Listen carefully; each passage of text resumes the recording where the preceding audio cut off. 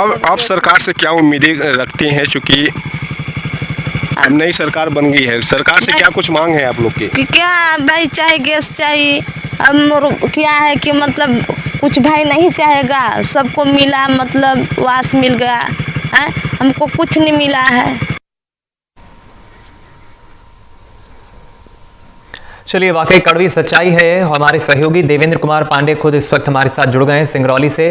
देवेंद्र, वाकई चिराग तले अंधेरा कहना गलत नहीं होगा। लगभग कितनी आबादी इस गांव में होगी जहां पर आप पहुंचे थे, जहां से आपने ये सच्चाई हमारे दर्शकों तक पहुंचाई है, और क्यों आखिरकार सिंगरौली जो हब स्टेशन भी है, देश विदेश को बिजली से रोशन करता है, लेकिन उससे ठीक 24 किलोमीटर की दूरी के गाँव पर बिजली नहीं पहुंच पाती है?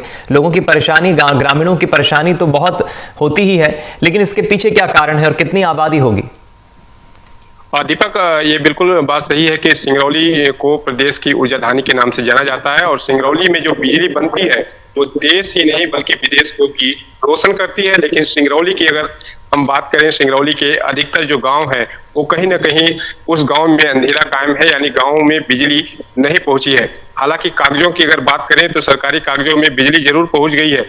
ये 2018 में मोदी ने कहा था कि हर घर बिजली पहुंच गई है, लेकिन हकीकत 2023 में भी बिजली हर घर में नहीं पहुंच पाई है। और हमने जाकर ग्राउंड जीरो पर भी इसकी पड़ताल की। उस गोहा ग्राम में जब हमने गया तो वहां गांव के जो लोग हैं वो 1500 आबादी वाला इलाका है, और 1500 आबादी अंधेरे में रहती है। सिर्फ इतना ही नहीं, इसके अलावा भी कई ऐसे गांव हैं जहां आज भी लोग अंधेरे में रह रहे हैं, बिजली के लिए तरस रहे हैं।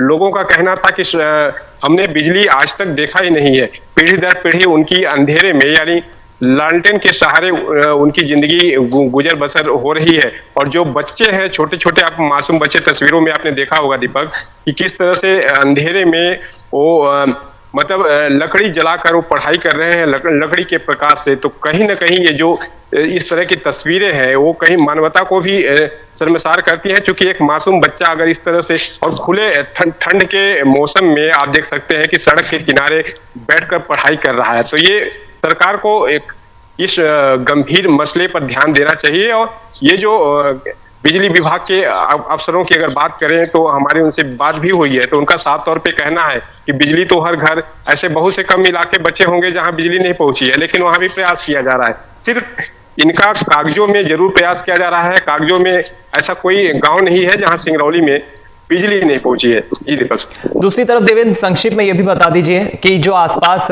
यहाँ ग्रामीण इलाकों में लोग रहते हैं, उनके बच्चे जब स्कूल पढ़ने जाते होंगे तो उनकी भी परेशानी होती होगी।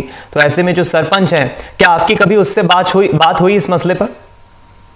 और देखिए, हमने पंच से भी बात किया था, सरपंच से भी कोशिश किया, लेकिन सरपंच का फोन उस समय लग नहीं रहा था, तो सरपंच से मेरी बात नहीं हो पाई थी। लेकिन पंच, जो गांव का पंच होता है, उससे मेरी बात हुई, तो उसने कहा कि हमने बिजली के लिए कई बार प्रयास किया, कई अधिकारियों को इसकी लिखित शिकायत दी, लेकिन उसके बावजूद भी अधिकारी इस गंभीर समस्या पर ध्यान नहीं देते हैं, जिस वजह से जो गाँव के बच्चे हैं वो कहीं ना कहीं अंधेरे में पढ़ाई भी करते हैं और स्कूल जाते हैं।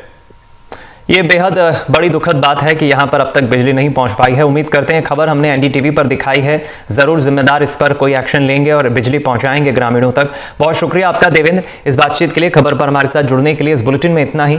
खबरों का सिलसिला जारी है। नमस्कार।